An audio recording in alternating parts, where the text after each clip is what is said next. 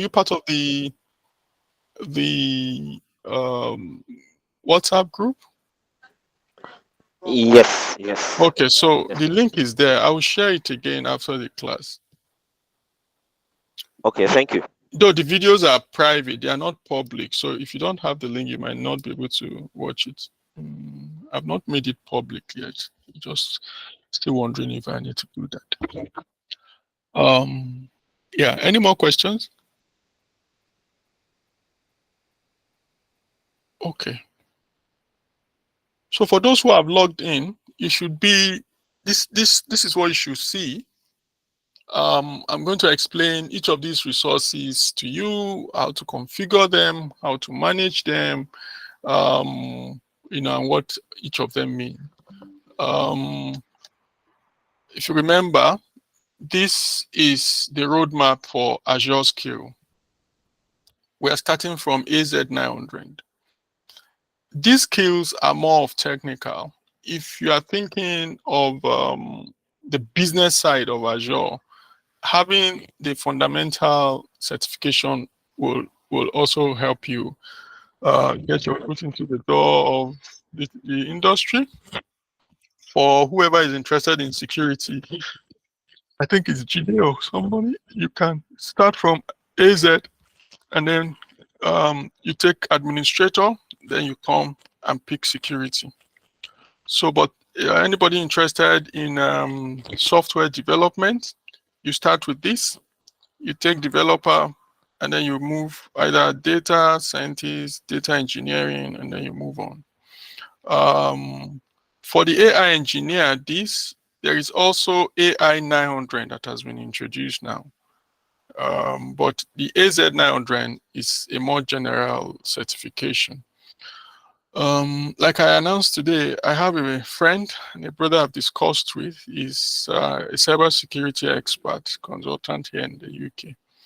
He has offered to take classes on security when we are done with this. I want us to finish this before we move further, because by the time he comes on and he starts, speaking at a higher level of security, we would be able to understand what he's saying, right? So,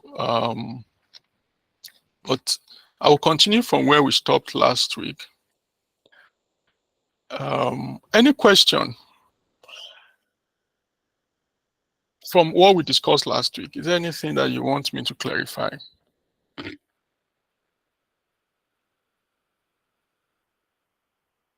Okay, if there is none, I want to encourage each one of us to read the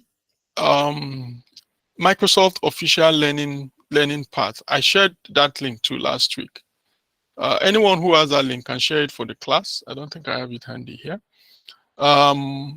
That will help you to make progress on the course, so that while we're in class, if you have questions, you can bring them up, and then I will answer your questions. I also said I was going to create a group for the core beginners. I've not done that yet, but I still have you in mind. However, I want us to make progress. January is coming, 2024. My aim is that latest by February, some of us should be ready to take these exams, right? And I believe that you can do it. So we've gone past creating accounts. I want to explain the Azure infrastructure today. So 2 weeks ago, I mentioned that before the advent of cloud technology, companies had to build their individual data centers. Right now, Microsoft, Google Cloud, IBM Cloud, they've taken that pain off the shoulders of companies, and they are building data centers. Like in the UK here, we've got several data centers owned by Microsoft that are hosting the cloud resource. So in the UK, we've got 2 regions in the UK. It's called UK South and UK West, right? So this is the Microsoft global description of the cloud service. It is a cloud because all the data centers are interconnected with optic fibers under the sea, across continents. We have, even in Lagos, Nigeria, we have data centers that are on Azure that belongs to Microsoft. Google too have also established their own there because of there are companies in Nigeria that have fiber optics termination. I can't remember. There's one company, something one. Is it Main One or something? You know.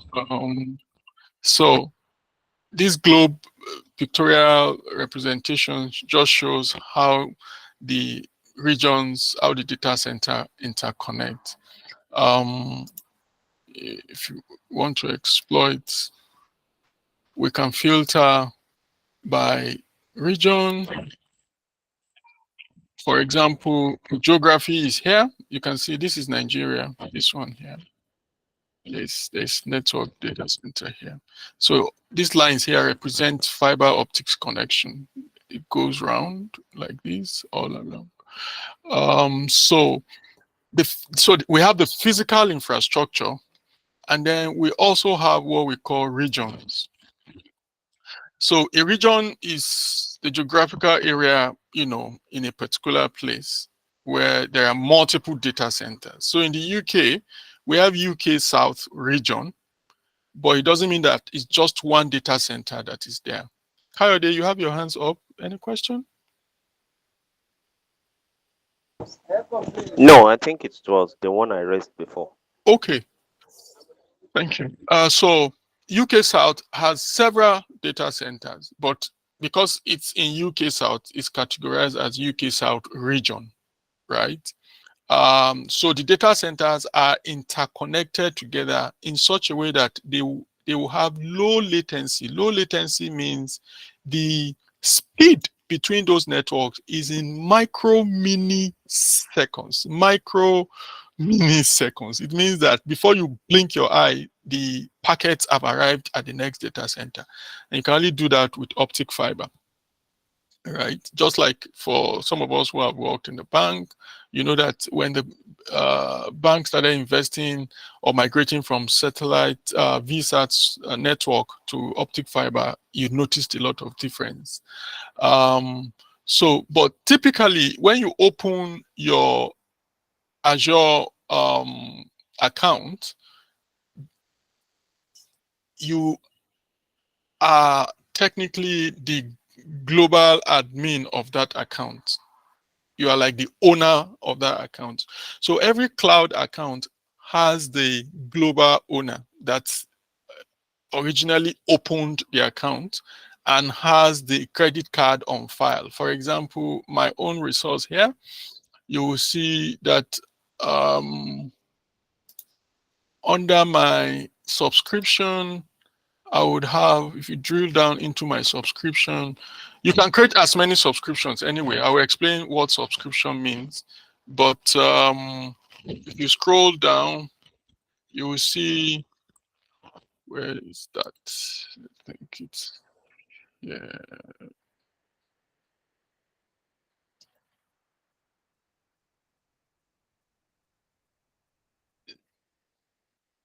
Anyways, that would take me to a separate place where you see my credit card. So I'm the global admin of that Azure account. It's starting from here.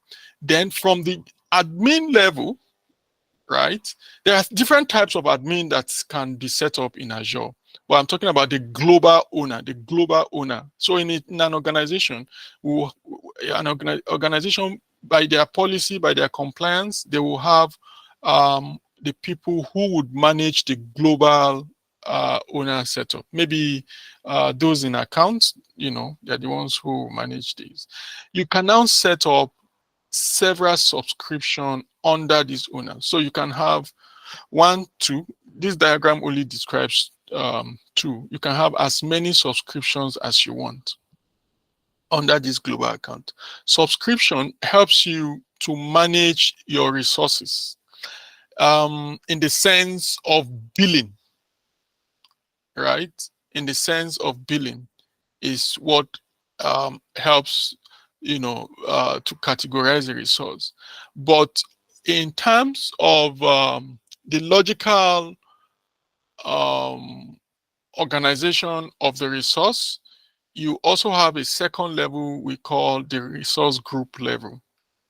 When I say logical, the logical organization is also related at the subscription level, because at this level, you can separate your production subscription, your, let's say, your development subscription, and let's say your your QA subscription. QA subscription is maybe if there is any testing that anybody needs to do, they will do it in that subscription. But production subscription is where your live services are running.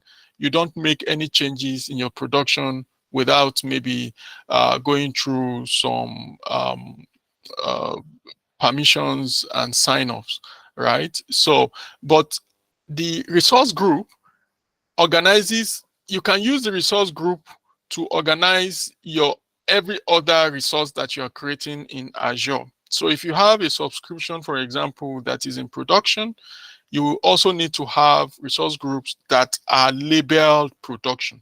So there is also naming convention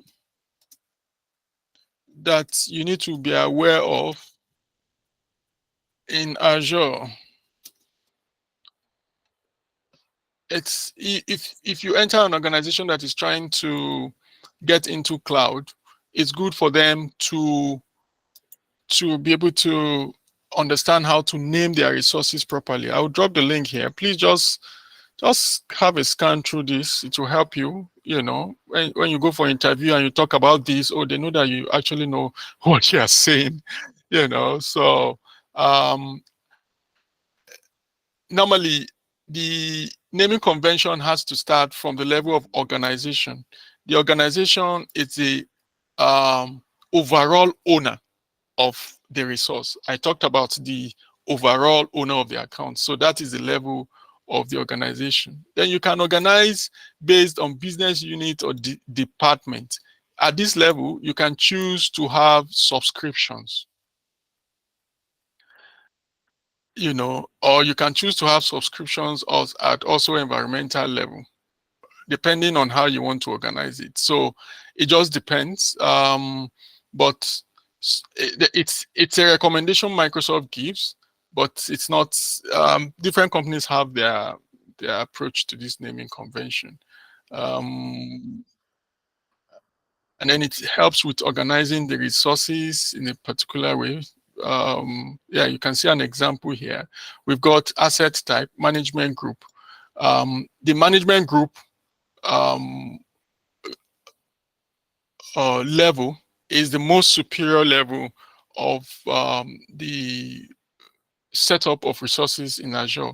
It is at this level that you would have your account owners, those who have access at the management group, determine what every other user can do at this level. And when you are defining policies, there is what we call policies in Azure. Policies is how you want, it's like governance.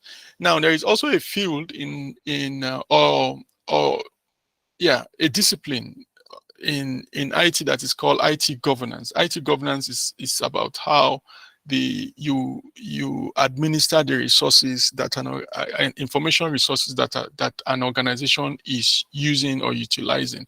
Normally for compliance reasons, you want to have IT governance in your organization. So IT governance will come up with documentation about who should have access at management group level, who should have access at subscription group level, and so and so and so. So let's go down. You are free to stop me if you think you want me to explain something again. Just drop a message in the chat. I will look at it. So at the level of the resources, this is where every type of resource that we're talking about will be defined. Now remember that I started with regions. Region is is the geographical location, and then in Azure there is also what we call availability zones. Availability zones talks about um, you know, how do I explain the availability zone to you now? In a region, you need to have, you can have separate availability zones. And for example, I said UK South. If I pick UK South as an example, UK South has several data centers. Now, those data centers can now be clustered together and be defined as one availability zone, right? Those data centers, let's say within UK South, I don't know, it's not like you know the physical location, but they say UK South. One could be in I think I heard that they are trying to build a data center in Wales, or a massive one in Wales. That should be part of UK South, right? So let's assume that there is one in Wales, there is one in Bristol. Those are data centers. So the separate data centers can be clustered together to form one availability zone. But normally you have 3 availability zones per region. That is how it is defined. And the availability zone helps for resiliency, to ensure that if I deploy a resource in one availability zone, I can have and I want redundancy of my resources, I can choose that I want to have it also in a second availability zone. So what that means is, if a data center has a power cut, for example, I will still be online because I have redundancy based on availability zones that I have chosen. So because you find situations of cable cut, people can do all sorts of things. The cloud thing we're talking about, apart from the logical sense, is also physical, right? So anything can happen. Earthquake can happen in a location that will affect some data centers. It doesn't mean that all the cloud services will go down, right? So the importance of it is that it ensures resiliency, and there is minimum of 3 separate availability zones that are present in zone-enabled regions. Also note that not all regions support availability zone, and it's not all resources also in Azure. What I mean by that is, at this level, it's not all resources that have availability zone support. But normally VMs, virtual machines, have availability zone support. Yeah, there are a list of resources. Yeah, so we have VMs, managed disks. When we say managed disks, they are hard disks that are managed by Microsoft, right? There are organizations that have a lot of workload, and so you can have just a hard disk in that you want readily available, that connects to maybe a VM is deployed in Europe West, and you want to ensure redundancy, and then you have a managed disk in another region, right? There is also what we call load balancers. A load balancer is a resource that is used to ensure availability of VMs. What I mean by that is that in a network setting, you can have 1, 2, 3, 4 VMs that are interconnected together in a network hosting applications. And as users try to connect or use that application, one server can choose to be overloaded, right? Load balancers helps to distribute workload, of what the service each of those servers will respond to. So that's what load balancers are used for. Normally, you put them in front of your servers, or you put your servers behind load balancers. So the load balancer serves like a traffic warden that distributes traffic, right? And when I say traffic, it means request that comes from client. Client means from your PC, right? Yeah, somebody. Oh Lord. Okay. So, um, Atinuke, what I'm explaining is still part of Azure fundamentals, right? What I'm explaining is still part of Azure fundamentals. I'm trying to explain how Azure is set up. Did I get your question correctly? Can you unmute and ask?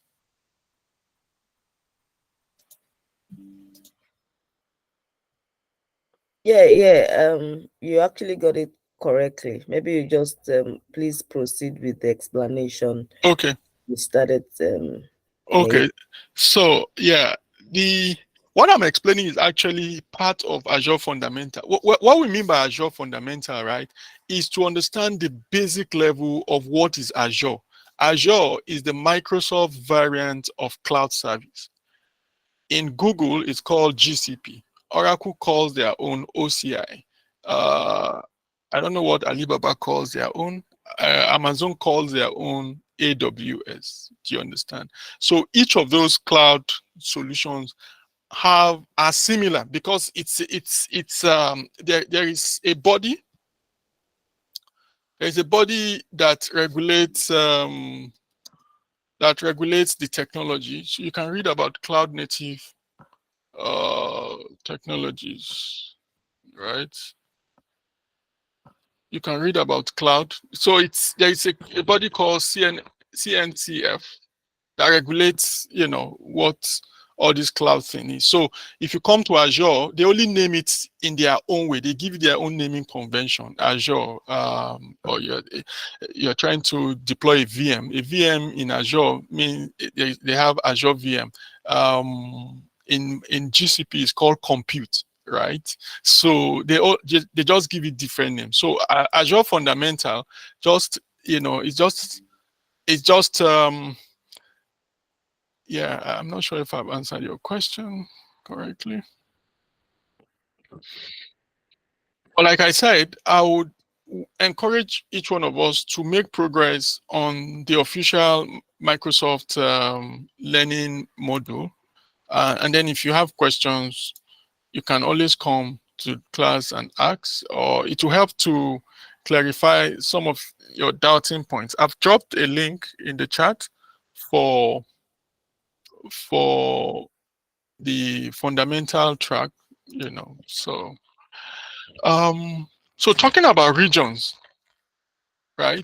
Remember that we said that region is the physical geographical location. There are some regions that are also in pairs. For example, I told you UK South, UK West, those are pairs. We can also have a situation where if a country, for example, the US, they have more than one region. We have UK, US East, US East 2. I think there is US East, there is US East 2. So the replication of resources across a geography that helps reduce the likelihood of disruption because of events such as natural disaster. I think I've explained this. So I've also talked about region pairs. One region has minimum of 3 availability zones. You can have 2 regions pairing themselves, like UK South, UK West would have a pairing between them. Now, I want to go to how the infrastructure management is done in Azure. I started it by talking about subscriptions. Management group is the first level. where you want to define when you are setting up your Azure account. I have not done that for this my resource, but normally you need to set up your management group. This is it.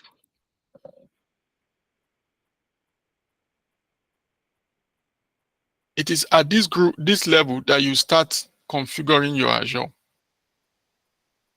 And you do that for to control how people will use the resources.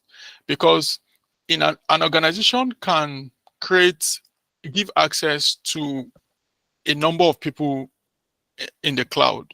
Some people, their main job is just for the financials. Somebody's main job can be to log into Azure and check how much has been consumed. And the person will just be given access alone to a subscription that harmonizes all the bills together.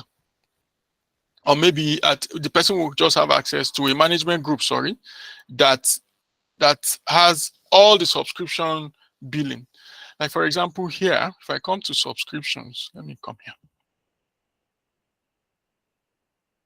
This is one subscription. I just named it as Azure subscription. If I want to check my billing, I will come here and check my cost analysis.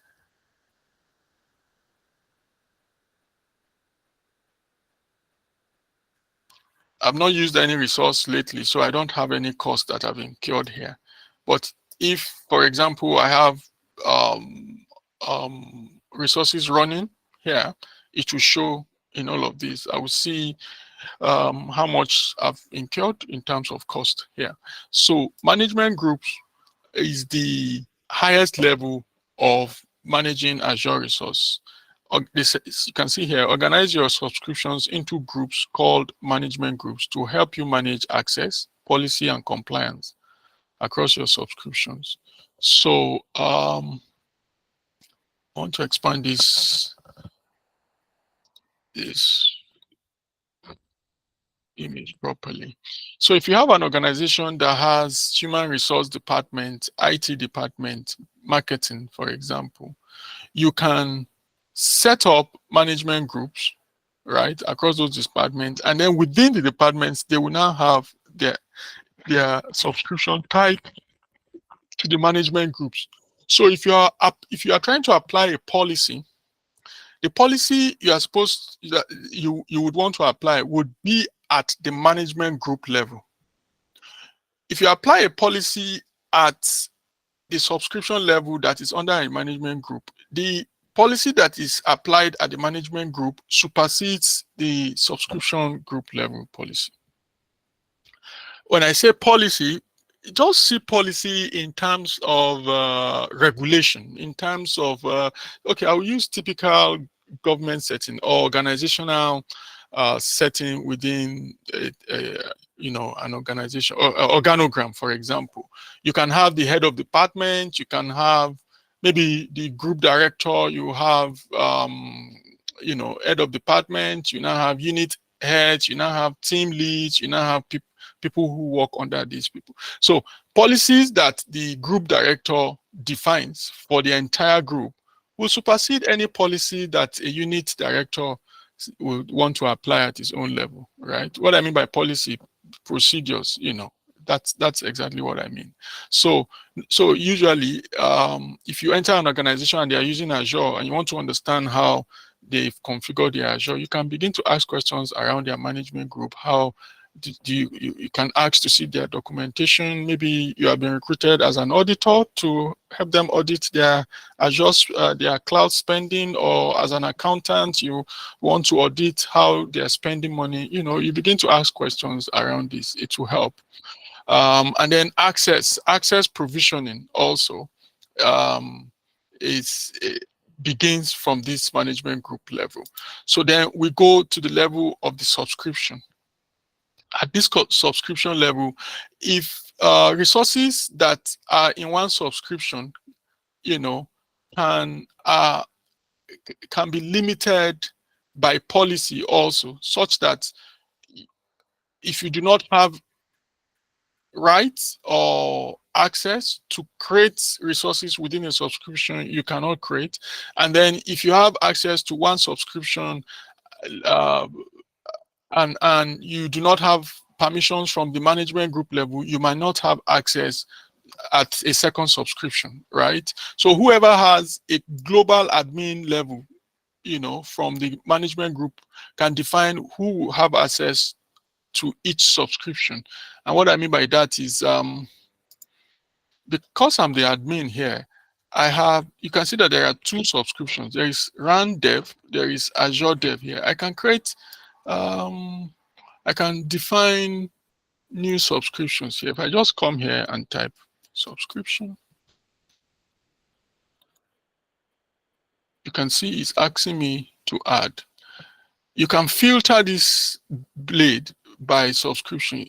Right now it's showing me one of two. I can say, show me all the two of two, all the subscription together. Can you see that I have two subscriptions? This is my role. I'm the owner, the overall owner. There is no costs incurred here. This is where I talked about the management group. This blade will show you which management group has been defined. I've not even defined any management group because it's my personal account. But for a typical organization and a business, these features will be defined. And if I want to add, I can come here and add a subscription. Maybe I can say, I can name this subscription Azure Study Group subscription. I can just name it Azure Study Group. It will pick the billing account, billing profile, and the plan that I want, the plan that I've defined. So this is the Azure plan. And then I can go ahead, do next. It will come here under advanced. I'm supposed to define the root management group. This is the overall management group from this image that I showed here, the root management group, right? From the root management group, you can create other management groups, right? And then I define the subscription owner. This is my email. I can go to next. I can define and say, this subscription, I want to give it a monthly budget. Whoever is going to have access to this subscription should not consume more than a certain amount every month.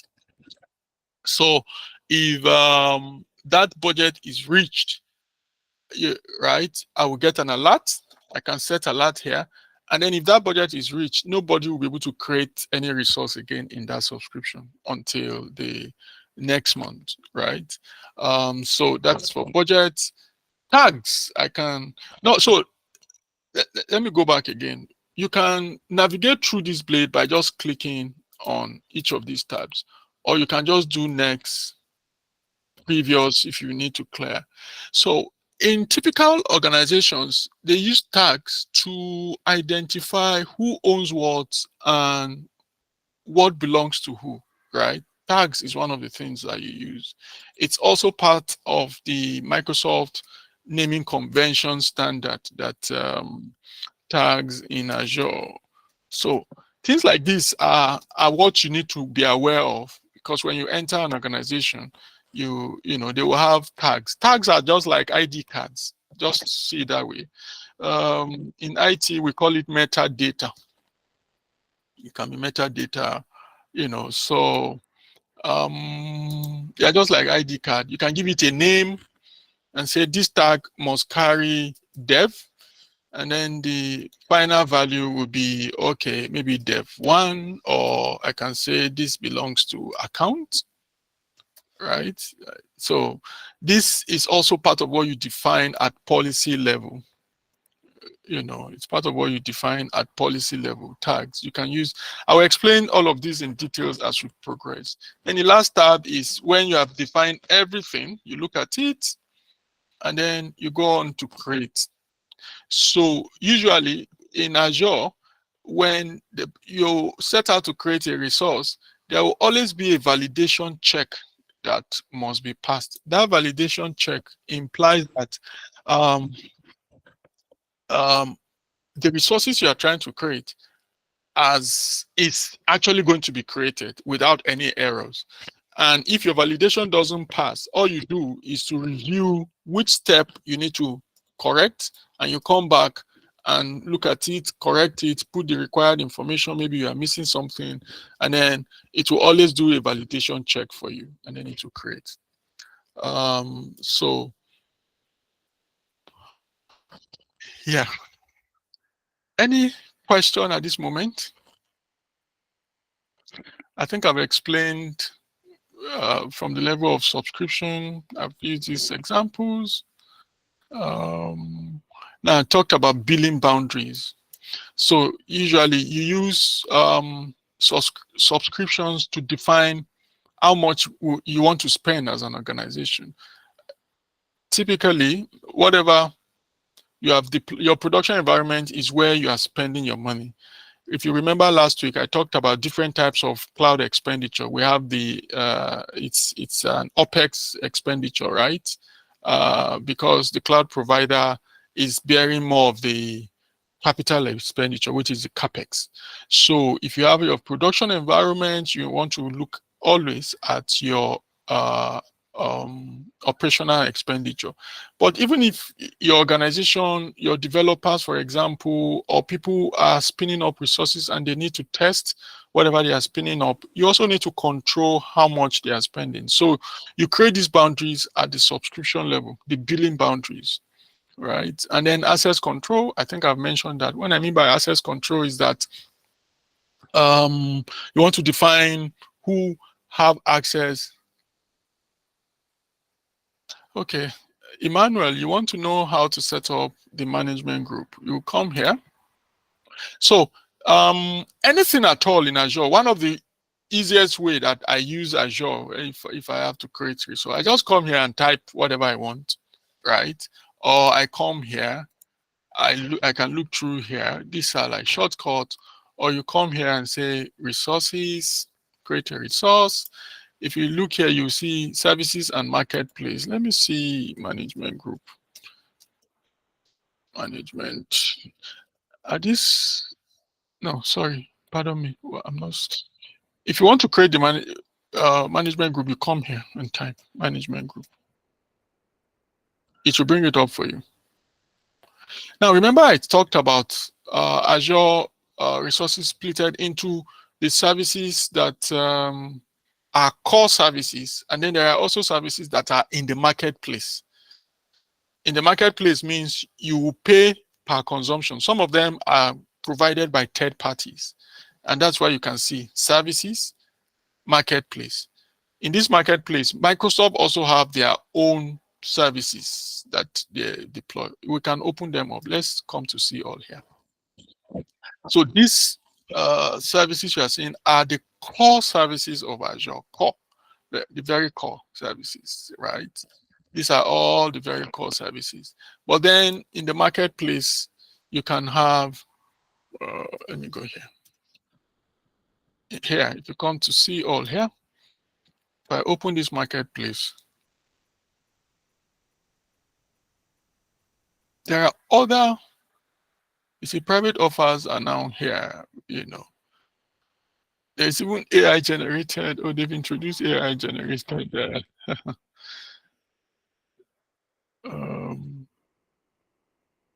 Interesting. So there are all sorts of solutions that people have built in the marketplace that you can use, right? This solution, Dogman Pro, was designed by TaxSoft Marketing, right? I don't know what it does, but it's a SaaS solution. A SaaS solution means it's a software as a service. Remember last week I talked about SaaS solution, I talked about PaaS solution, I talked about IaaS solution. Infrastructure as a service is IaaS. Platform as a service is PaaS, right? So these are all in the marketplace. Some of them you can use for a month before they begin to charge you. Most of them, they are here for money. I'll be frank with you. Yeah, these are all different resources that you can use in Azure. And you can see, like, for example, this one is going to cost £415 per month, right? I don't know what it does. Let me see. It provides a simple, holistic, and highly innovative solution to OTT and addressable TV server side and insertion. I don't know what this does, but the cloud environment has presented a lot of opportunities. As you are, if you have an idea in business or anything, you can come here, deploy services, and you are collecting money for every usage that people make of your service. So that's what SaaS solution is all about. So I was trying to talk about management groups. This is the management group. You can also pin your devices as favorites if you wish.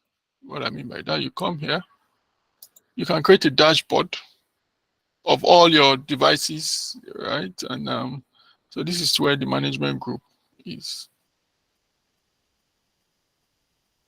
If I want to start now, I start at this level, right? Okay. I would like to pause for any question, just so that what I've just missed. Any question? I'd like to give 15 minutes before I continue. Is it sounding confusing, Daniel? I can see your face, Daniel. Apologies, sorry. No, it's fine. If you are, no, it's fine. Yeah. Do we have anyone with question?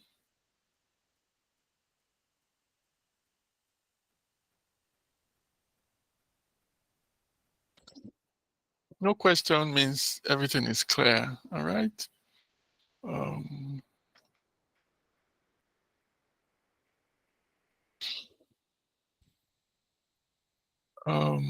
For those who have set up their accounts, have you been able to create any resource? Do you want us to try to create a resource live here? Can I go ahead and create one so we see how it is? Yes. Yes. Yeah, Yes, please. Okay. Yes, please. Okay. I'll create a resource so that you can understand what I'm saying. All right. So let's assume that I want to create based on these documents here.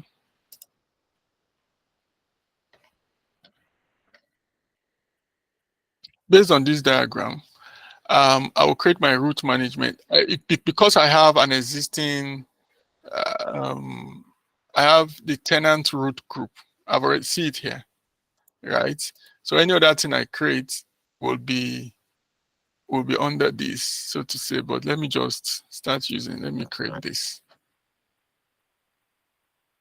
And then a point of note: if before you begin to create your management group, you need to be sure what name you want to give it, right? Because you cannot update it after creation.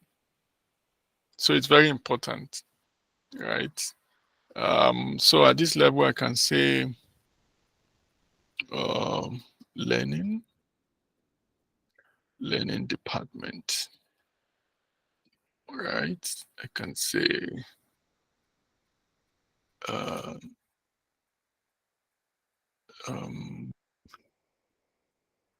can give it, oh, sorry, am I sharing my screen? Okay, I am. I can say learning. So come here. Oh, sorry, it's a name. It's an ASCII. It's ASCII. I have to define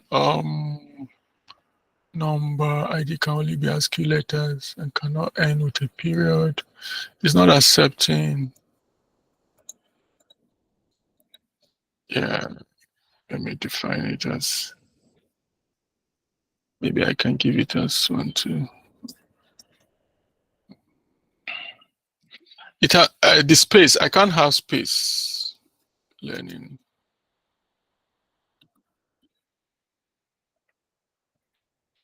I can't have space there.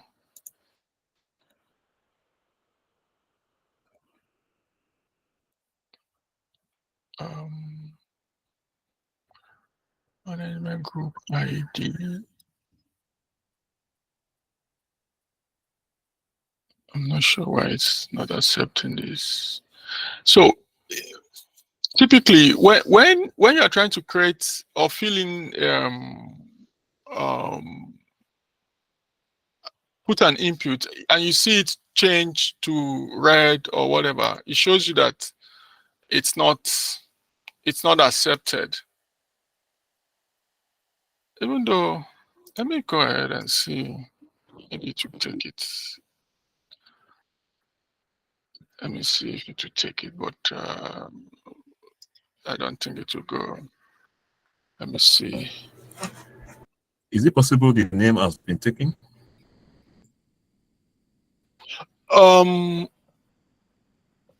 It's not, no, because it's not global, because this is my own account, right? It's my own account. So name is unique here for you. It is only, oh yeah, so I've been able to create it. It's only storage accounts. Storage accounts are the only resource. Storage accounts are types of Azure resources that are global in nature. What that means is that if you pick a name of a storage account, it is unique across Azure.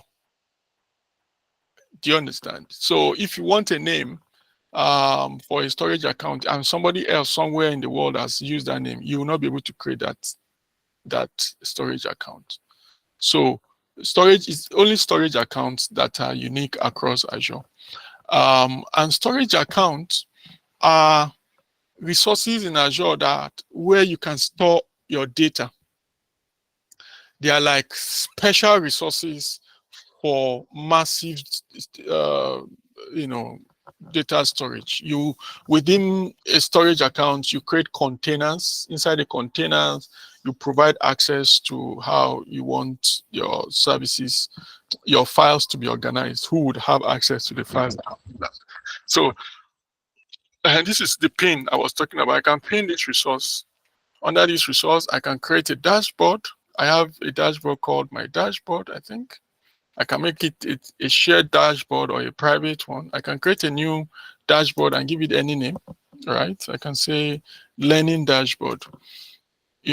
What I'm teaching us here is how typically resources are organized in an organization, a normal business organization. So dashboard can be shared across an organization. What that means is that everybody on that team will see the same type of resource that have been created before, so that it will make your work efficient, right? So I can come here and say learning dashboard and just save it. For those who are a bit new with, I hope I'm not saying too many things at the same time. So if you look at what I did here, okay, so something is happening here. I'm operating on two tabs. If you notice, I'm operating on two tabs. So, and everything I'm doing is reflecting in the account. So on one tab here, so this is how we work normally, typically, you can be doing one thing on one tab. And if you need to do some other thing, you can just come here. I will come here, right click here. I will right click here and duplicate. And because I'm already signed into the portal, it will just open that blade. I can begin to do something else here while maybe I'm reviewing the resources. I need more information. I duplicate. So part of your efficiency at work is to understand how to navigate the portal appropriately, right? So for example, I was creating management group here. Let's assume that I wanted to create this. I needed to reflect, okay, check out something else. I don't need to move out of this portal because I can just duplicate and then go that way. Remember that I said that the management group will come under the original one that I created. So for you who are just setting up your account, the management group you are creating now is like the one that is on top. Because if you look at this document, this is the root management group. Under the root management group, you can create other management groups. Remember that I said that management groups are used to organize policies. So under this management group, I can come here. If I click in, I can decide to just create a sorry, pardon me. I wanted to say, I can decide to just create a subscription that is for this management group. So move an existing subscription to be a child of learning. To be a child of learning means assuming that this is learning, right? And I already have a subscription here. Remember that, okay, this diagram will help. If you look at, let me duplicate this. If you look at this subscription, this one and this one, they are actually directly under the root management here. I can decide to move them, this one and this one, under here, this one, and then they become child of this. That is what this is giving me as an option. So I can pick this, that's Azure subscription, Azure. I named it Azure. Maybe I should rename it. Let me rename it. For those who are pretty new to tech, I hope I'm not. Just know I'm conscious of you guys. I know there are some people who are very advanced. There are some who are just speaking. Please, you can stop or catch up with me later. I can rename this. Let me see. I think I should be able to rename this. Yeah, I can rename this. I want to rename this. Yeah, I can rename my subscription. So I gave it Azure subscription before, but let me say production subscription. One of the reasons why I said we should open our account is you can play around with it. It belongs to you. It's your credit card that is on it. There is, free resource. So play with it, create resource, delete it, just say to yourself, I'm playing here. You can save. So normally if the resource, is being deployed, you will see, this progress bar showing here. So the name of this resource has changed. If I refresh this page, I can refresh this page, you will see that the name has changed now. Can you see? The name has changed to production. I called it Azure subscription before. Let's say I want to change this name also to dev. Development. Development means where this subscription is just going to be more of dev resources. Dev resources means anything I'm testing, right, is what I want to put in this subscription. So if I refresh this page still, you will notice that it has changed.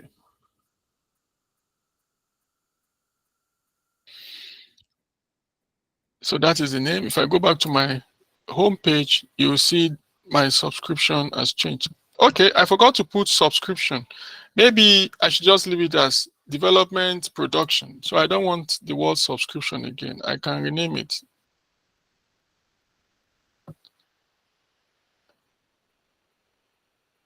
What was it?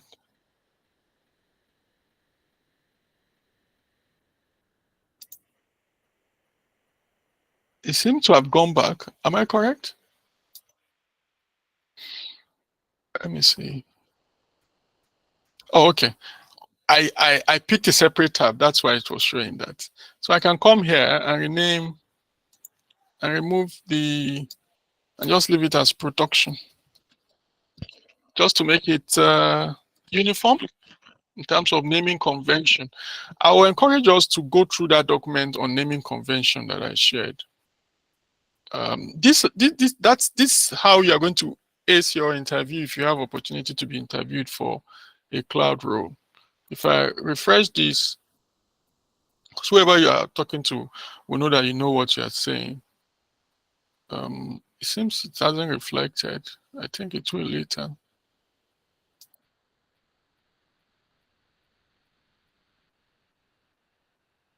Okay, it has. So it's production development.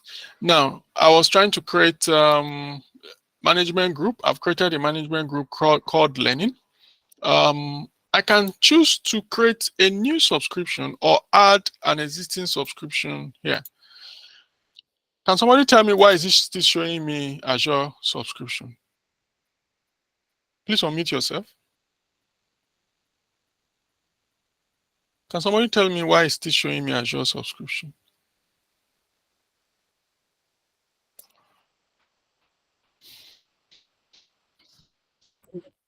Please don't be scared to talk. We're all learning.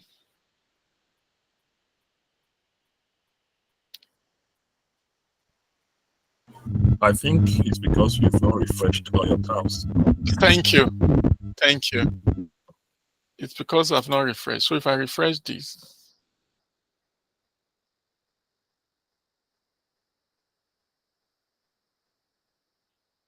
and I come to add subscription, you can see now it's showing me production. But I want to create a new subscription.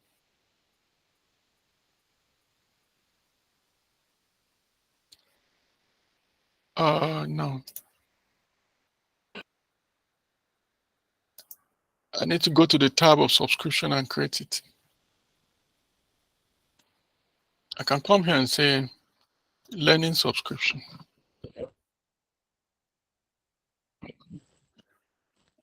I will do next. It's asking me for which management group I want. I want to select the learning management group. Remember that it will typically bring up the root management group first. If you go by this document, this is a root management group. That means it's asking me if I want to put that subscription at this level first. But what I want to do is to put the new subscription I want under this place. So I will come here and select the learning management group. I will do next. I can set a budget and say learning, right? And I can come here and say maximum budget £100. If and I can set a budget alert and say 50% of that amount. It means at £50, I should get an alert. It will send an alert to this email. I can come to tags and say learning, and I give it a value, Rand Learn. Rand is the name of my company. Rand Technologies is the name of my company. I can say Rand-Learn and click enter. So that's the tag. I can come here, do next. It has validated, and I click create. So you know if something is being created when this starts moving. So if I refresh,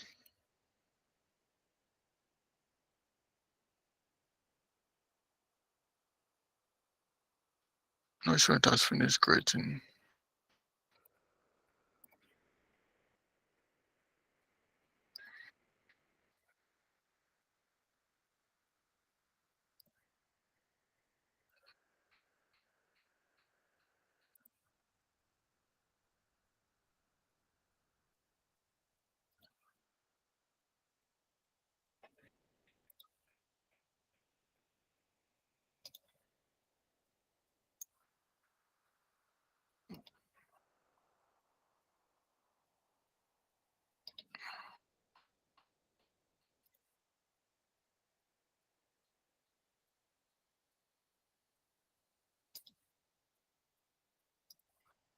I need to refresh this and see.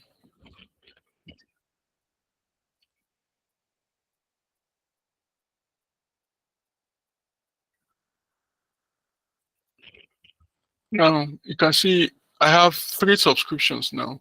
So because I checked this, it's only production that is working.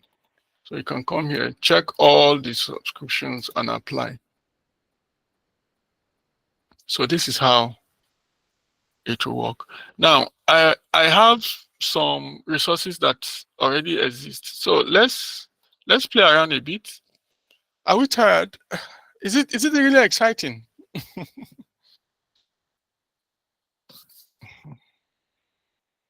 Let's assume that I have under my subscription, I have this now, which is reflecting, right? Remember that my management group has changed. That's why it's showing this. The parent management group, for these 2 subscriptions, they are under the root management group, but I have a separate management group that I've defined here. So I can come here and say, I want to create a resource. Let's say we want to create a virtual machine.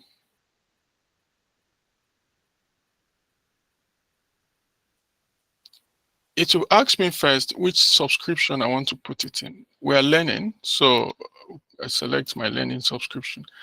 However, I need to first of all create a resource group. A resource group is like the house, the main property, the physical building where all your resources are going to stay. Your resources, in this case, can be your television, your fridge, your bed. Each of these items I've mentioned serve different purposes in the house, but the resource group is the house. Your compound is the subscription. Your area or your neighborhood is the management group, just to break it down for us. So because I do not have a resource group yet, it's giving me an option to create it here, right?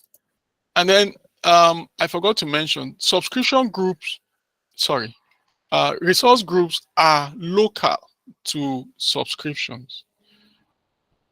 If you see here, because I just created this subscription called learning, I do not have any resource group there. But if I select another subscription, maybe development, I think I have subscription that is already created, resource group that is already created. I can decide to choose that resource group and create this virtual machine inside, or create a new one. But because I am using the learning subscription, I need to create a resource group inside that subscription. So resource groups are local to subscriptions. You cannot use resource groups across subscriptions, you know. So that's just that. So I need to create one. I will come here and give it a name. Now, going by naming convention, I can, you know, decide to say this is learn. Starting from, I think I put that link here. Let's follow Microsoft recommended naming convention so that we just learn how to name resources. It helps. It helps. For example, if you look at this resource that they're using as an example, the first value here is the resource type. When I say resource type, it is whether you are creating a VM, whether you are creating a database, whether you are creating a function app, or whether you are creating whatever, you know, that is the resource type. Workload is what is this resource going to be used for, right? If I'm creating a VM, what is it going to be used for? That is a workload. Environment, is it a production environment, right? Don't mistake this with the subscription thing that I gave. You can always, this can also equivalent your subscription depending on how you have named your subscription. But this defines the environment. Then we also have the region. I've explained what region is at the beginning. And then instance. Instance means the number, because you can have several number of the resource type. So if I say instance, let's assume I'm creating a VM, right? I can create VM 001 or I create VM 002. So I will take a screen grab of this and then we can use that to create our resource. Let's just drop it somewhere here.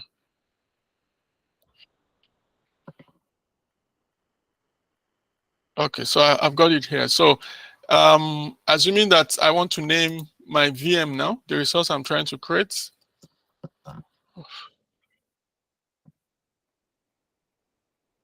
I'll just use the resource type is a VM dash workload means what am I going to use this VM for? I'm using it for learning. Dash environment. I can say it's for learning still. Oh no, rather this workload can change to, let's assume that this VM, I just want to use it for an app, or maybe I want to use it to host student information or whatever, student info. Environment means it's a learning environment, learning, and then the region, I'm putting it in UK South because it's my closest region. The instance means 01. I can create a second resources with the same description, but change the instance to 02. I can choose to create a different resource. Maybe in this case, I want to create a database. I can say SQLDB, right? In terms of, sorry, I can say I want to create Azure, or rather, I can say I want to create Azure SQL, and then the workload will be a DB database, and then it's the learning is the environment, and then the region is UK South. So this typically how you want to name your resource. Let's assume we come here. Oh, okay. It's a resource group we want to create. There is a guy who set up an app, Azure naming tool. Yeah, naming convention tool. There is a tool. If you guys can install this tool, whoever installs this tool, please go to your GitHub and fork this tool. Copy this tool, install it on your system. Whoever is able to do this, I'll be very impressed with you. There is a guide on how to do it. Just follow this guide. We can discuss it next week. Remember I said we should open GitHub account. How many people have been able to do that? Somebody was chatting me. But this tool will help us to give names to our resources in Azure when we need to open them. Oh, beautiful. Thank you. So please go to your GitHub account and fork this resource. Let me show you how to do that. This is my GitHub account. So if I want to decode, now GitHub is a repository. In our first class, was it, or second, I said Git is a tool that was developed to manage files, to manage repository. When we say a repository is a storage of your files. Those files can be your source code, can be your documentation, but normally in a repository you can have typical files and source code. And so in that Git, like here, I've got a Git installed on my system. If you right click here now, if I right click, do I have Git? I have got Git. This is Git. This is a shortcut for my Git. Or is it? Oh, Jesus. Yeah, so this is my Git. It's a software that helps you to manage your repository. We're going to take a full 2 weeks class on Git, on how to use Git. There are commands that you use to manipulate your repository, but this is the shell window for Git. A shell, it's a bash shell actually. A shell is just a program that helps you to interact with a system. Remember that I said an operating system is the grand software that helps you to interact with your computer. That operating system, like Windows, is more visual and you can just use mouse.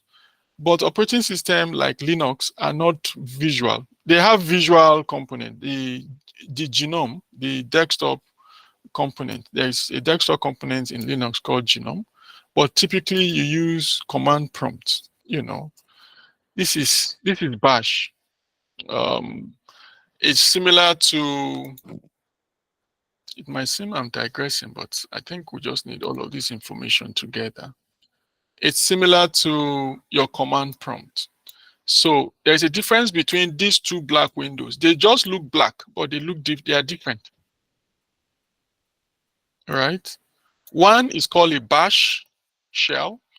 The other one is called a command prompt. They are very similar in their operation, but some commands you use here, you cannot use it here because this is command. So this command prompt is more common with Windows operating system. So when Windows started, this was the first program that Bill Gates wrote to interact with your computer, your hardware. This was Bill Gates' first operating system, this command prompt. Are we following? Before he moved on to Windows, was there a Windows before? I think there was Windows, correct me if I'm wrong, I think there was Windows X or some before Windows 95, and then Windows 98. Windows 3.1. 3.1, thank you. So, but the first program Bill Gates wrote was command prompt. So, and this is very similar to the original Unix environment that, you know, the IBM PCs that were used. So this is command prompt. But so we have this bash, this command prompt, we have bash. Then Windows also developed another interface called PowerShell. So this is PowerShell, and the difference is that you will see a PS in front. There are also commands that you use to interact with the PowerShell. I'm going to take these classes separately.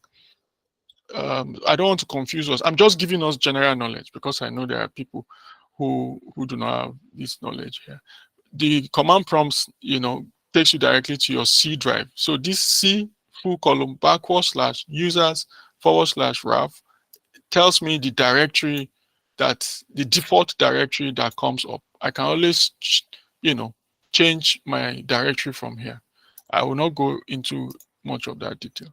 So what I was trying to say is that Git helps you to organize your files. And then there is the Microsoft also bought GitHub some years ago. And this is one of the things that has made them very established in the industry, because a lot of softwares in the world are housed. It's like a library, a global library of softwares. So you come here, you create your private repository. Like I have some repository here. You can make it private, you can make it public. If it's public, means anybody can go in there, contribute to the code. Like in this repository of this man, Azure naming tool, this is the code. This is the code. I can download this. If I download here, I will have access to the source code of this software. I can decide to clone this repository on my system, pick it up in my VS Code, and begin to work on it. But before if I've built additional features on this software, I need the permission of the owner of this repository to merge my additional feature. So just to add again, if I download, I can create a branch of the main branch. You can see this. This indicates to you the main branch. So the way repositories are created, they are like pipes. There is a main trunk repository, which is the main pipe. It's like, see it like your water delivery. In a town, there is a main pipe that brought in water to the entire town, right? But each houses now connect to their own smaller pipes to that main pipe. You know, so but it is the main pipe that feeds the smaller pipe. If you want to feed into the main pipe, you need permission of let's say you want to distribute juice to the entire town, right? And you want to use the water system. You need permission of the water body to feed into that main pipe. That is just a simple explanation to how Git work. So and then if you come here, if I need to have a copy of this, I can do two things. I can download this code on my system, look at it. I can also clone it. This is the option. You can see the local. I can also fork the repository. I can fork it in the sense that I can come here and just create a fork. In my own GitHub, I will have a copy of this naming tool. I will just come here and create a fork. So by creating a fork means I have replicated the main branch of that source code. And whatever I do with it, so in my own account now, this now becomes the main branch. So if I want to work on this code, for example, I come here and I download it on my system and I want to merge it back to this. I don't need the permission of the owner again because he has given me the right to fork. Not all repositories can be forked like this. Some repositories, they would disable fork because they want to be in control of the software. Does it make sense? So all of this is around public repositories. If you look at it, the directory of the repository has changed to my own name. Initially, it was the guy's name that was here, but now it's showing my username / Azure naming tool. If I go back, you will see the guy's repository here. So if I come down here, you will see my repository. That repository that I forked is now listed as part of my repository. I don't want to digress too much into this. All right. Yeah, so I was talking about naming convention. This is a tool that can help us to do naming of our Azure resource. You can download it. Just follow this guide and see if you have any problem, we can look at it together. But if you remember during my introduction of this class, I said the way IT works, right? You start from a nucleus location and then you begin to expand. It's like amoeba. Right, you begin to expand, you begin to just open up your reach, like the way octopus moves. Octopus has 8 legs, and that brain is coordinating all the 8 legs. That's how IT is. You understand? So if you want to go deep into IT, you just assume that you are an octopus and you are using one leg to learn something. You're using another leg to learn these, you know. So, and then at the end of the day, you are coordinating all the knowledge together. But it's not difficult. See it as fun, you know. Those who play games very well do well in IT because they just see it as fun. You understand? So, but for those who are starting, I don't want you to feel that, oh, it's going to be too difficult. No. The reason why I'm going this slow is just to help us. Okay. So let's quickly create our resource. I think we've chosen a name. I've given it a name that I desire. Okay, I'm trying to create my resource group. I can say here, if I want to use this naming convention to create a resource group, I will come here and select the resource type will be RG. I will just give it RG.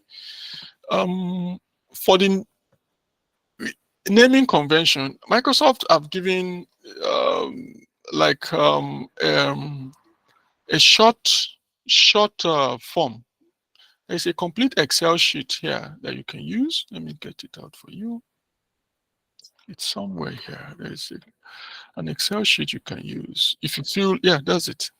This is a template. I think I can drop it here for us. Is that a template or a sheet? Yeah, it's naming to there's an Excel sheet that Microsoft has there. They put in it. So if you see, this RG means resource group, right? It means resource group. So that's why I'm using RG, so that we can understand. So I can just pick this as a name of my resource. I'll copy. I will come here and then paste that name, and then it says resource group names can only include alphanumeric underscores. I think the names are too long. I think they are too long. Did I put too many?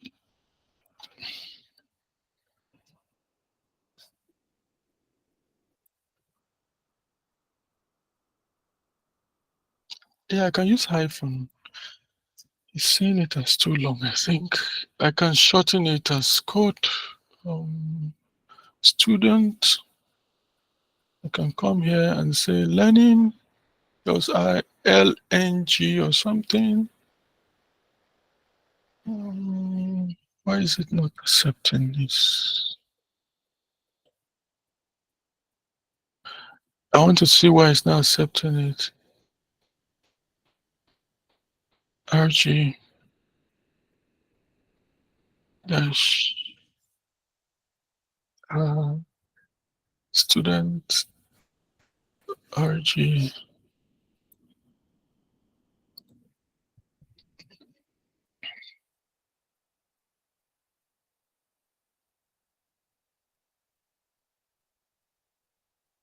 Let me use this as an example and see.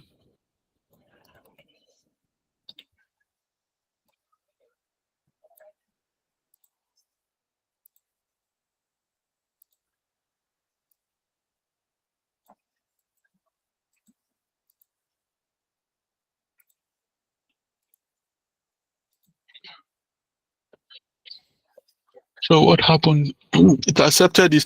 Remember that I said resource groups are unique to subscription. The fact that I've created a resource group in a separate subscription with this same name is accepting it. And if I say okay, it will go, but I don't want to do that. So let me put this here as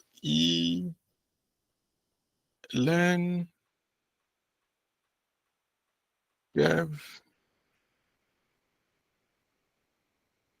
app 01. This is yeah, applications 001. I can click OK. So I've created a resource. I can come here and give my VM a name.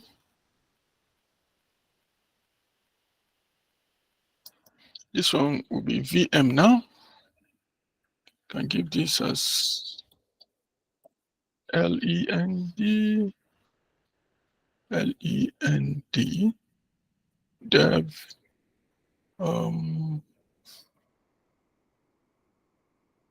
yeah. I will select any region. You can select any region, but usually so there are situations that surround which region you want to choose to deploy your resource. For compliance reasons, organizations in trying to be compliant to laws and regulations, like there is what we call data residency laws. For example, in the UK, if you are a data custodian, that's part of the GDPR laws. Some of us might be aware of these. You are supposed, to keep all your data within the UK, for example, if you're going to be a data controller, or data custodian. So you find organizations telling you, oh, we can only deploy our resources in Europe. It cannot be in the US. And so if you're operating in an organization and you're a compliance officer, or you are trying to prepare the organization for an ISO audit, for example, these are questions that you need to ask. So you just don't deploy resources into any region. For latency purposes also, you also want to deploy resources to your physical location, or rather to the locations of your end users as much as possible. So if you know that your end users are going to be more in the UK or in Europe, you deploy your resources in those regions. There's no point having 80% of your users in Europe and you have your resources deployed in the US. Before the data travels that distance, not that it's not going to be possible, right? You will experience latency in your applications. So remember I talked about availability zone. For VMs, you can choose the availabilities if you want to use availability zone. I will also explain what these options are, the virtual availability sets and all of that, but you can choose whether you want to use one zone or zone 2. All of this will add to your cost also. It will add to your cost. So I will just choose one zone. And then the type of security that I want, is it trusted launch, standard security? Some of these things are still around compliance, Then in terms of image, every operating system comes with an image. That's actually how you build an operating system on a machine, or you deploy it on a machine. It has to come in form of an image. An image is like a copy of that operating system that is in form of a file. So in order for that operating system to be installed, it will be unpacked and then installed. So this image here, by default, is picking Ubuntu. I will come here and say, oh, it's a Windows image I want. There are several. I will scroll up so that we can see. We have the Ubuntu, we have the Sushi, Red Hat, Oracle. These are all Linux variants. What I mean by variants, flavors. They are just like, they are all still Linux. They have different functionalities, so they are called different names, but it's the same base Linux environment. Then we also have Windows images here. We have a Windows Server data center version, 64 bit processor, generation 2. That's why it's called Gen 2. So this is a server image. It means that on this VM, I'm going to be making this VM a server if I pick this server image. If I pick this server image, I'm going to be making this VM a server. If I also pick the Linux image, I could also make that server the VM a server, because when it comes to Linux, you don't have Linux server image. You can, deploy Linux and make it a server by whatever additional softwares and functionality or packages that you add on it. So for Linux, what you do is you add packages. That's how you harden up your Linux box. Linux always undergoes hardening. What we call hardening, you download packages from repositories to make your Linux hardened. So here I can also choose a normal Windows Pro. If I just want to use it, like make this VM, this virtual machine, like my normal computer, like this one I'm using, I can just decide to choose a Windows Pro. It can be Windows Pro or 11 Pro. And then there are also other images that are available. So you can choose depending on what you want. You may make your choices. Some of them are available in the marketplace. Some are free. Some you have to pay money. I don't know. You can see some of them here, right? Some of them come with other additional softwares. Like this one comes with Visual Studio. Visual Studio is an integrated development environment, IDE, that is used to build Microsoft softwares. So this is what Microsoft developers use to build softwares. It's like the VS Code that I asked us to download, but this is more, you need more license to use this. The one I asked us to download, which is this one, is free. You can also use this software. It's called an IDE, Integrated Development Environment, to build software. This is VS Code. Visual Studio Code is called, for short, VS Code. This one is Visual Studio 20. You know, it's more robust. It has more. Yeah. So let's just choose a Windows Pro. Let's not go too far. I will explain other ones. I will select this. And then I will also select the architecture I want. It's a 64-bit architecture that I want. Remember at the beginning, I mentioned that 32 bits is being phased out, you know, gradually because of demand in terms of processing power. Now you want just 64 bits. And then, so this is the cost of, so in terms of size, right? This is the definition of the processor and the memory of the VM. If I choose this one, this one has 2 CPUs and 8 gigabit memory. It's going to cost me $84 every month if I deploy this VM. If I select this one, it's going to cost me 64. This one has 1 CPU, 3.5 gigabits. The choice of these sizes will determine how fast my machine will be. So if I want to use this machine, for example, for an application that will have, let's say, millions of users, I want to go for the highest level of size that, you know, is possible. However, you can also easily upgrade. So you don't have to select the highest at the beginning, because if you deploy an application and your user starts growing, you know, gradually, you can, you know, scale your memory, your CPU and your memory size. There is functionality of changing and upgrading, you know. So I will just select, which one is the cheapest? Let me select this one, $64 a month. And then I can define the administrator's password from here. I can say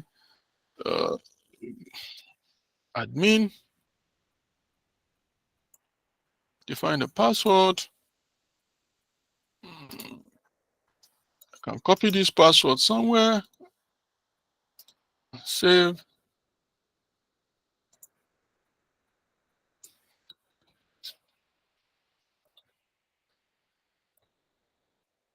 Confirm the password.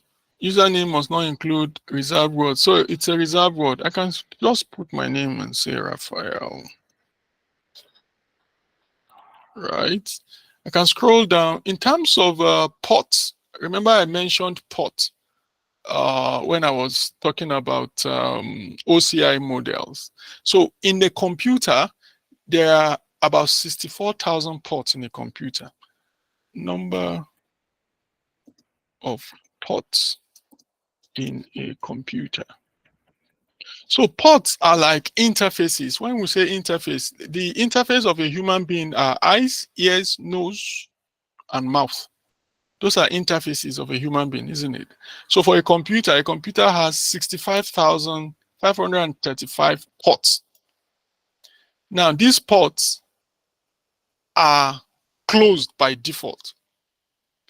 The computer uses these ports to communicate between themselves, you know, using different protocols. Protocol is like a form of language, let's say language or signal. It's like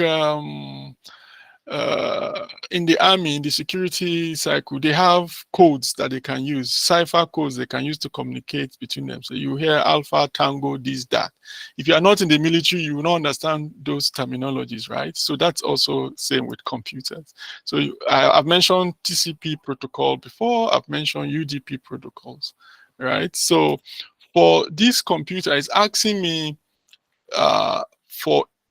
to determine. We're a bit past our time, but I just want to finish this. Let me mute. Who is this? Yeah. So for inbound port, it's asking me if I want to allow any port, any computer, any inbound port to be opened. You see, if you put your mouse here, it says by default, access to the virtual machine is restricted to sources in the same virtual network. I will explain all of this later. And traffic from Azure load balancing solutions. Select none to confirm or to choose to allow traffic from the public internet to one of these common ports. So let's assume that, so in Azure, if you are setting up resources in Azure, you can define your own network in Azure. The LAN in Azure is called virtual network, VNet. Remember that in the first class, I talked about LAN as the base network. Then we now have one. So in Azure, if you want to set up your own LAN, for example, you start at VNet. It's called VNet, right? You start at virtual network. I will explain all of that later. But in this case, I want to allow some certain ports to be opened. RDP is a protocol for remote desktop protocol. Remember that at the beginning of this class today, I mentioned remote connection. So this is the RDP service that if I do not allow on this machine, I will not be able to RDP into the machine. So if I want to RDP into this machine that I'm trying to create, I need to allow this port to be opened. There are other ports that I can allow. If I'm going to have an application running on that system, I need to also permit HTTP, HTTPS. SSH is another type of communication that you can access to a computer. It's on port 22. This HTTPS is on port 443. HTTP is on port 80. RDP is on port 3389. Now, these simple things you are seeing are usually interview questions. So if you are preparing for any interview, or in January, by God's grace, if you have an interview coming up, just try to know this, but and put it on your fingertips. It helps. It helps because by default you should be able to know that HTTPS is on port 443, because as an IT person, you're trying to do some troubleshooting. You want to find out, is my port 443 opened or is it closed? Sometimes error logs will show you something happening around port 443 or something happening around port RDP. Now, these two ports and protocols are used for access connections, SSH and RDP. SSH is like the Linux version of RDP. It's it's only Windows that does a lot, that opens more of this RDP port, remote desktop protocol. So if I like, I can choose all. It means that for security reasons, for anybody interested in security, when you are going for security audits, or you have been employed as a security expert in an organization, you want to be sure and monitor how are these ports opened on your servers, because hackers can easily enter your environment through these ports, right? So if you come here under licensing, it's asking me which licensing. I'll have to check this.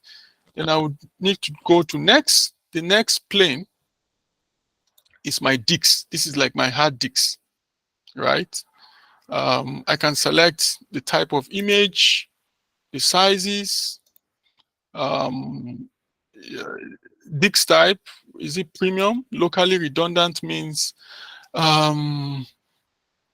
it is just the redundancy is local to that region. You can make it a global one. right? It's more, yeah, the premium SSD is used for production sensitive environment. If I just want standard SSD, you know, it's your normal SSD feature. They have a HDD too. I can select this. Managed key. Remember that I talked about encryption keys, right? When you're using an encryption key, it can be managed or it can be a personal one, customer keys.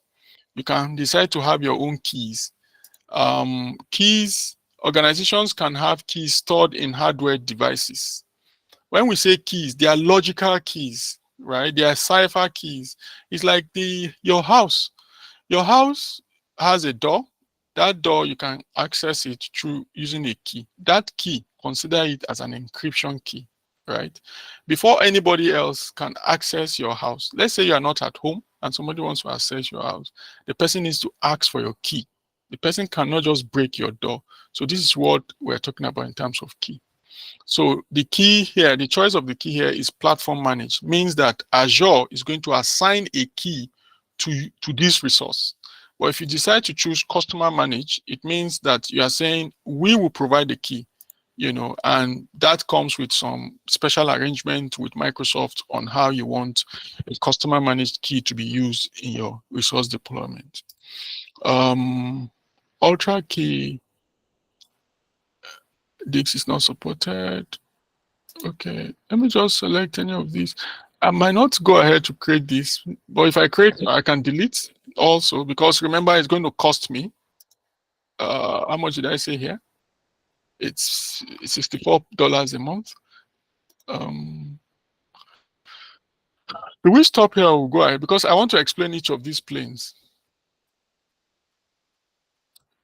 I would like to stop here. It's 15 minutes past.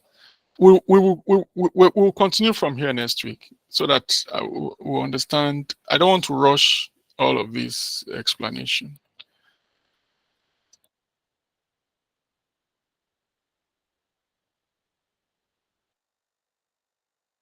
I want to thank everyone for coming. I can take 2 questions quickly.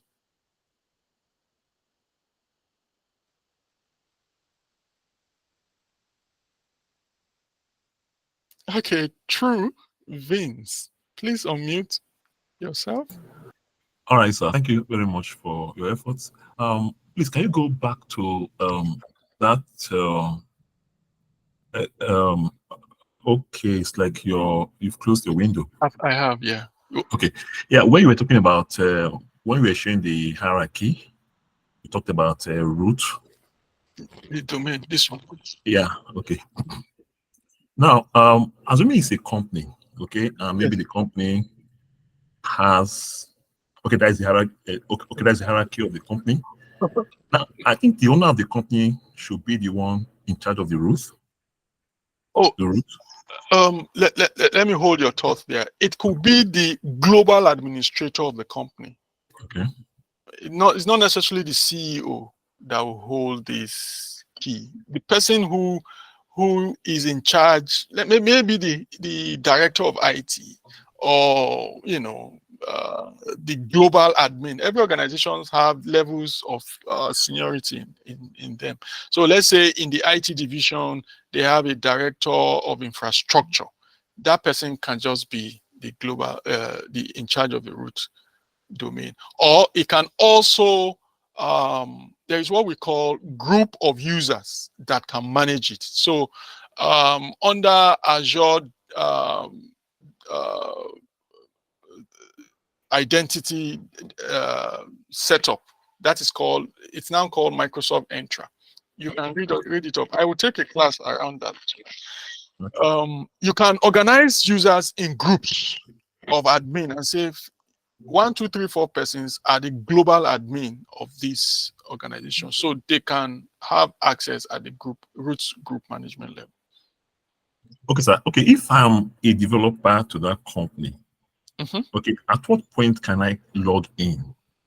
Now, If you're a developer, yes, you are developing software, you might not necessarily need too much of access than to have access to resources in your dev environment, to have access to your, maybe your PaaS. You are using a PaaS solution for your development, or you are using a VM, you want to deploy your code into a VM, you understand. So it's usually the infrastructure people that have more superior access in the cloud, or the cloud architect rather. The cloud architect. If you remember from here, I talked about the roles, the different track here. So this solution architect can be the person that has the overall say over the resource, because there is compliance and management in all of these resources. So as a developer, you will just be given what you need to do your job. You understand? The assets that you need to do your job. Okay. So, thank you, sir. You're welcome. Any more questions? All right. I want to thank everyone for making it a date. I guess some people have started their Christmas early. The class was a bit lean today. Please have a good time with your families. Don't think too much about Azure during Christmas. We'll resume again. Do we hold a class next week? Okay, we'll decide that on the chat. All right. I want to wish us all a beautiful Christmas celebration, and we'll continue in the next class. Have a good night. Bye-bye. Thanks. Bye. Bye. Thank Bye. you. Thank you Thank you so You're much. welcome. Good night. You're Merry welcome. Christmas to you as well. God bless you. Bye. Bye. Thank you so much. You're welcome. Thank you. Merry Christmas. Thank you. Thank you. Thank you, Ralph. Merry Christmas. Merry Christmas.